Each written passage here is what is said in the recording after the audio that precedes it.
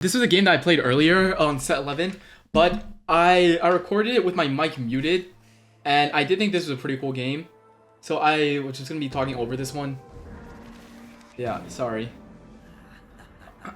This game's pretty cool because this is my first time seeing the Kayn encounter. The encounters are like the new set mechanic. There's like a bunch of different like encounters for like different champs, and they each have like they each do something different. So this Kayn encounter is pretty cool because it's at 5-4 the game just ends.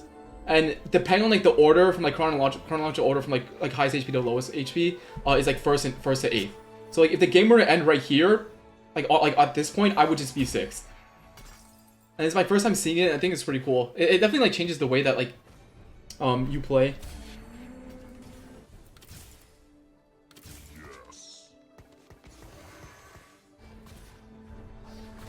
So yeah, what I'm playing right now is Heaven. I'm playing like, or the units I'm playing right now are like the Heavenly units. Like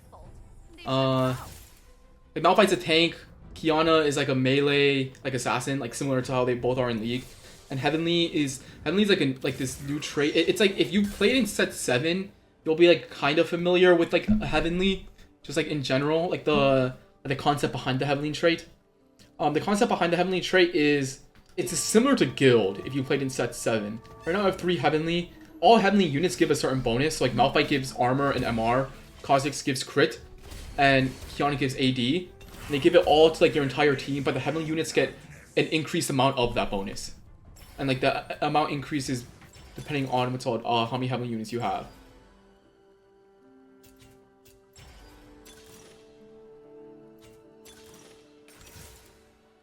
I mean, this is PvE, so you know you already like you have to click the new augment. Like clicking on the old ones is a no-no. Also, I take this one just because like the Kayn encounter, like the game automatically ends at 5-4. Like giving me the gold early like can give like potentially like gold like this could potentially just let me like win more rounds than like I probably can, or like I should normally, just because I can just push levels easier.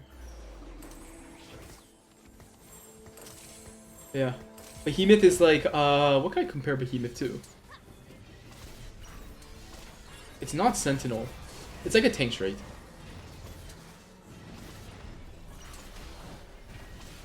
Yeah, I don't know. It's just a tank trait. It just gives armor and MR to the Behemoths. When a Behemoth dies, like the other Behemoths get more armor and MR.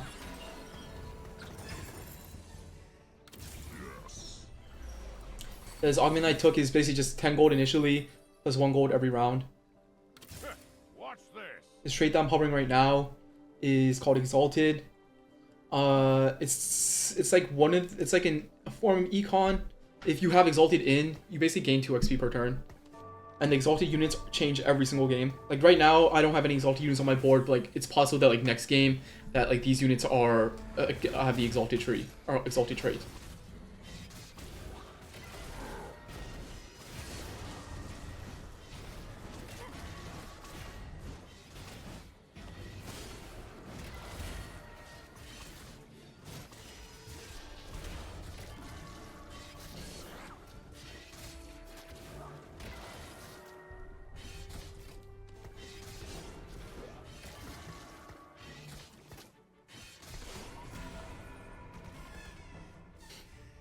Also, this game I slammed Sterax, because I'm trying to look towards Kayn.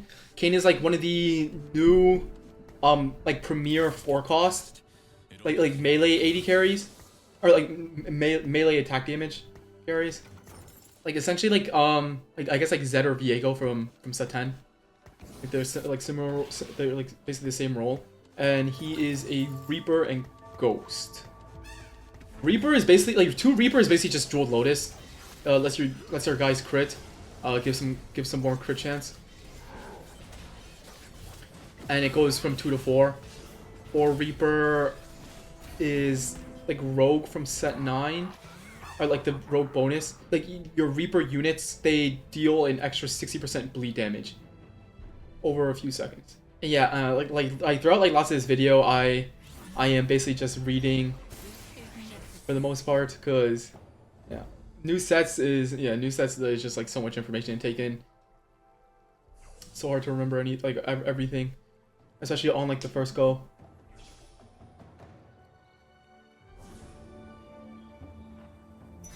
Let's take BF Sword to build towards some healing. Healing plus Sterax. Heavens bless me.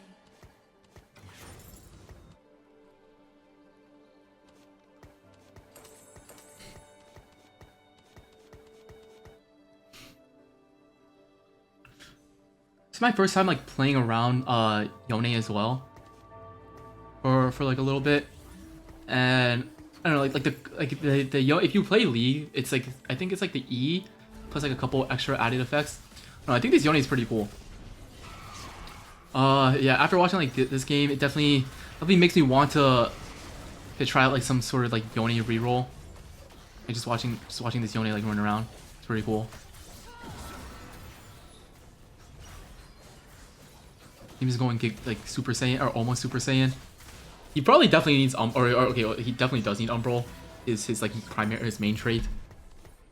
This world needs hope. Oh, also yeah, I hit a pretty early Kayn here, which is pretty lucky.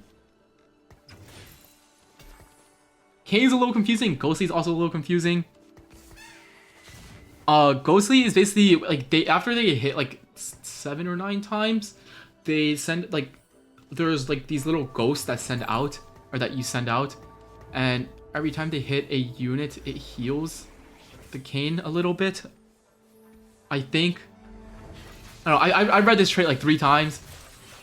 I think. I don't know. It might just be that I'm a little too stupid to understand it.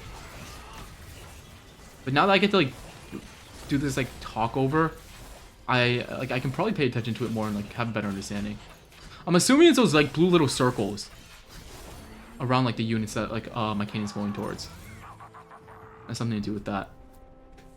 And Kayn here it says on first cast,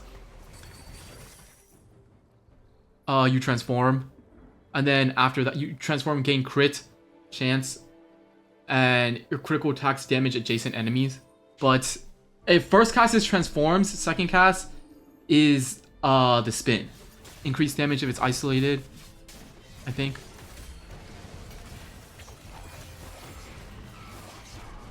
Okay, so yeah. Oh wait, no. First cast is transform, then my auto attacks turn into the spin. And then the recast is like the single target line that Kayn does in League. I think it's like the W. I don't really know how else to describe it. Like if you don't play League, then yeah. In darkness, we find ourselves. Here I check the Ink Shadow. The Ink Shadow is like it's similar to set 7. Yeah, set 7 Shimmer scale. It's like 3, 5, 7 trait. Like there's a pool of what's called Ink Shadow items that you can choose from, and each of them have like a different effect. Like one is for like frontline, one is like for like melee fighters, one is for like a range carry, and each person is different. So it's like my 3 Ink Shadow could be for my front, like for a tank. Like someone else's Ink Shadow could be 3 Ink Shadow could be for like their range carry. It's pretty cool. Yeah, I spent like at least like half a stage minimum like reading this over and over again because it kind of just went in one ear and went out the other. I didn't really understand it. Yeah.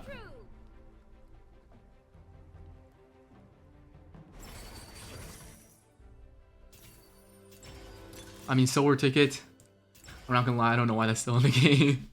Find Vintage is pretty cool. Branching Out is old. And then I take Exiles. Like Find Vintage is like if you leave items on your bench for 2 complete items, they'll turn to support items. But it's like I don't really have any to leave. The golden or the super remover that you saw earlier before I rolled Exiles. It's basically just a remover that will never disappear. You can use as many times as you want, and you get a component anvil. Oh, and then on this, with the Kayn encounter, the game automatically ends on 4-5 depending on your HPs, your placement. And 3 people got Tiny Titans in this game. So it was not looking very good for the rest of us. But like that should not be going live. It's yeah, it's just something. It's something that like it doesn't really make much sense if they're not gonna they're not gonna let it go through. But it's like, I don't know, I thought it was pretty funny. Yeah, I don't know, this Kayn is a demon. Just rewatching like the fights, this Kayn. I'm kind of down to play some more Kayn. Maybe after this what's all like this voiceover, I'm gonna see if there's another lobby and I can just go force some Kayn. Oh, in the shop, Porcelain Sniper Ashe is like one of the new premier backline AD carries. Here I was trying to figure out how, like, what's like a board that I can put together, like playing around Kayn, and it would basically be Morgana. Like, I'm looking for Sage ideally. Sage is a trait that gives the front 2 rows Omnivamp and the back 2 rows AP. So I'm like my initial impression is, if you're playing a melee carry like Kayn, you probably want Sage in if it's easy to put in. And in this case, it is easy to put in because Morgana is a Sage and Ghostly. And Morgana is like a AP carry support. I don't know if she's like a carry. I think she might be more of a support. The times I've played her, she's not been really impressive. If you try to look at her as a carry, but I'm pretty sure she's a carry. Might just be a little weak.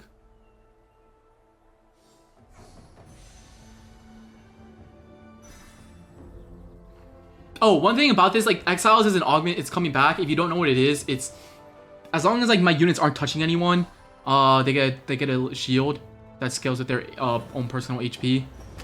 One thing I learned about Exiles this game is, I don't know, it's not seem that good. Or, okay, well, it's like obviously good, but it's like it does not do well with some traits. Like this, for example, Umbral. Units on the Umbral Hex gain a 250 HP shield at the start of the round. And the Umbral spots don't change from what I know. I played this a few times and it's been this same pattern every single time, so I feel like it's safe to assume that it just doesn't change. And if Umbral units are on the Umbral, they get a 12% execute, I think, if I remember correctly. It's just shield for everyone and then a bonus effect for Umbral units on it. But yeah. Exiles does not go well with Umbral, and then Exiles also does not go well with another trait that is coming up. Or like that I end up playing that I realize does mean nothing. This encounter is Nautilus. Oh yeah, you just next 5 rounds, chance to gain gold on kill or on ally death. I hit Aurelia here, which is pretty nice. Aurelia is a legendary carry, AD carry. It's a range unit this time as well, instead of a melee unit. So yeah. And here is why, like, another realization about Exiles. So the left one, the red one, is adjacent units of the Kayle gains attack speed. The middle one is, the blue one is adjacent units of Kayle gain ability power. And the right one is Shred for the first tier of Kayle. And how Kayle works is it's a 3-5-7 trait. Once you get 5, it gains like another like spell. So as you can see, it has 1 right now, and at 7 it gains another spell. And yeah, with Exiles you can't really use the adjacent attack speed or AP, so you can only really use the Shred. And I already have so much Shred already. But yeah, I don't know. I probably should have taken the attack speed anyways. But yeah, I don't know. Like there's like lots of like cool. I think there's like a lot of like the one like good thing about like this set is I think there's a lot of like, or at least for me, because I started the game in set 5. There's like a lot of like new sort of traits, like concepts behind traits that I like haven't really seen before. The fallen only make me stronger. Some call me evil. Shall I prove them right? Also on my board is Galio. It's a Storyweaver, which is like the Kayle trait, and Bruiser. It's one of like the premier 4-cost front lines. The Galio spell is the same thing as Galio's W in League. Like the little circle, reduce damage and taunts. And then I also play Lee Sin on my board. It's in like bottom right of the Galio. Lee Sin is also another melee bruiser. So it's like essentially like the same role as Kayn. like a melee fighter, like BT, like Titan's example, Sterax.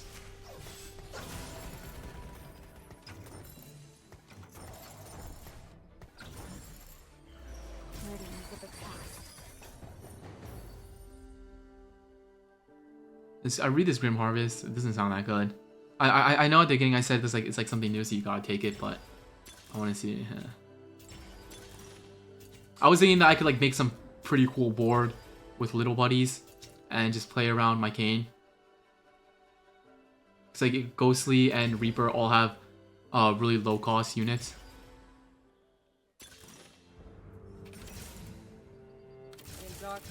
Yeah, I just love one roll here.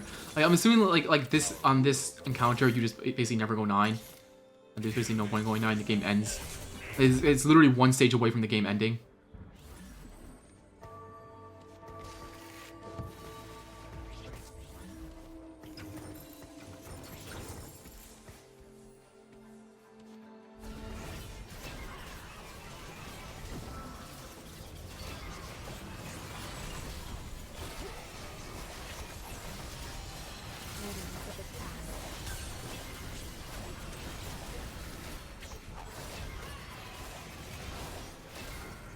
Man, rewatching this, like watching this like game over, this Kayn unit is actually so cool. Another encounter. Darius gives you 20 XP or 10 free rerolls. I just take the rerolls because yeah, game ends in one stage. If I can't be 9 this turn and roll comfortably, like why not taking it? But yeah, like this Kayn encounter like definitely changes like the entire way you play the game. It's pretty fun. Like trying to think about like how you can be like as strong as you can every single turn, especially like near the end.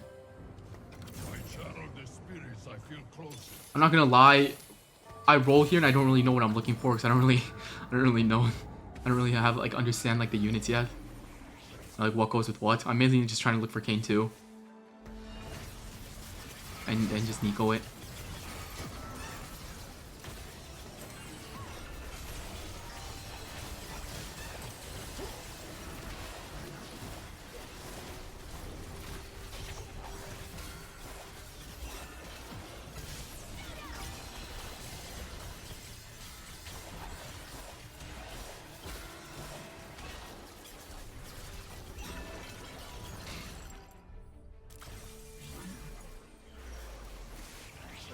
There's an Aurelia here.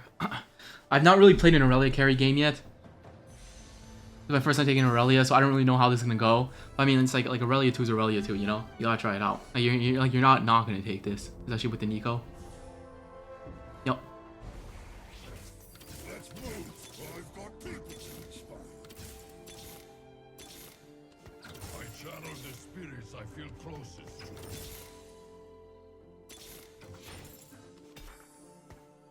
The power of a dragon.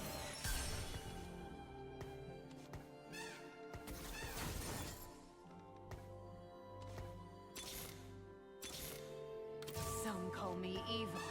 Shall I prove them right?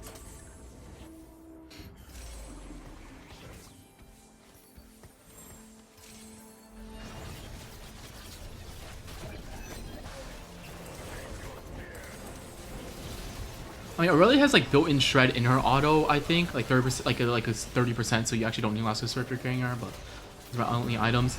And if you're watching Aurelia, you see like these blades that are like flying around the map. Those are her auto attacks. She has like, I think she like max range attack around the map, and it just like weaves through like all the units or something like that. This is like how like my understanding of Aurelia as of right now.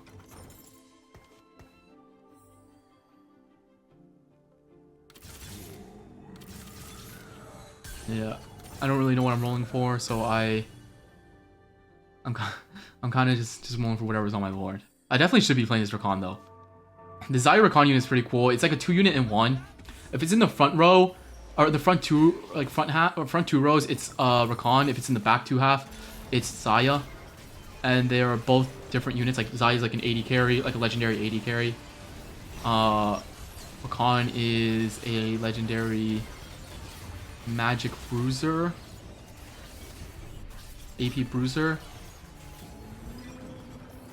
Tell a different tale.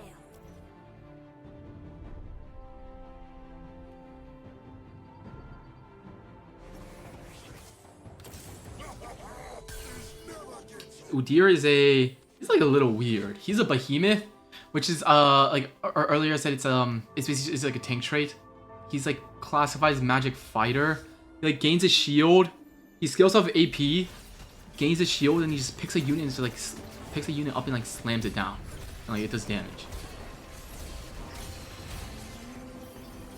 I find them unworthy.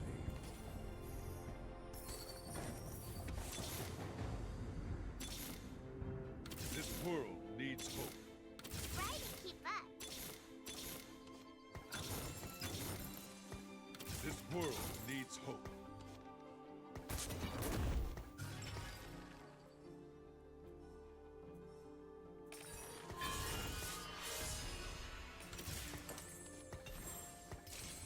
Yeah, I play 5 Storyweaver here. I don't know.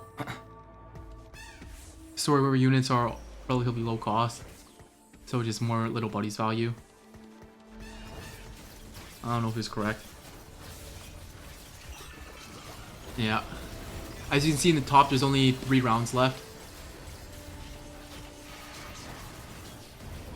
And it's... yeah.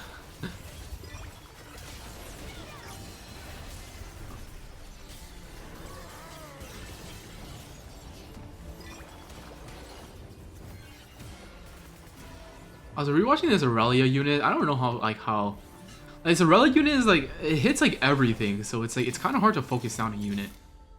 So it's like I don't know.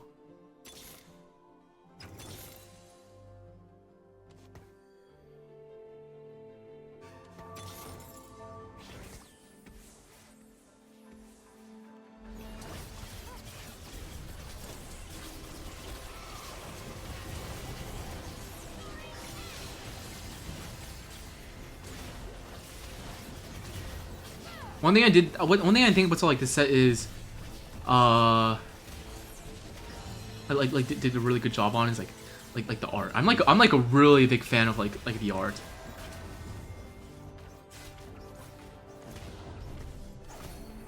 I don't even know like what the right word is for like this stuff. It's like the colors are like pastel-y, I think. I don't know if that's the right word, but it looks nice. My journey's Looks nice in my eyes. Putting Wukong here. Oh, Wukong is he's a heavenly unit, which is like the guild like the trait that's similar to guild from set 7. He's a melee fighter. How he works is like he'll cast, and then it'll buff his like his spell. So like this first cat, like I don't know. It's like a unit that like each spell is like gets buffed from like getting cast more. Like does something different, I think. Or yeah, it gets like some sort of buff.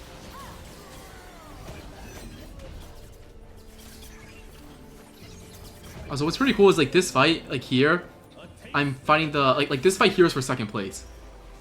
He had like 10 more HP than me after that loss. I'm second highest in HP now. Yeah. And now here's this. He's just slowly picking people off.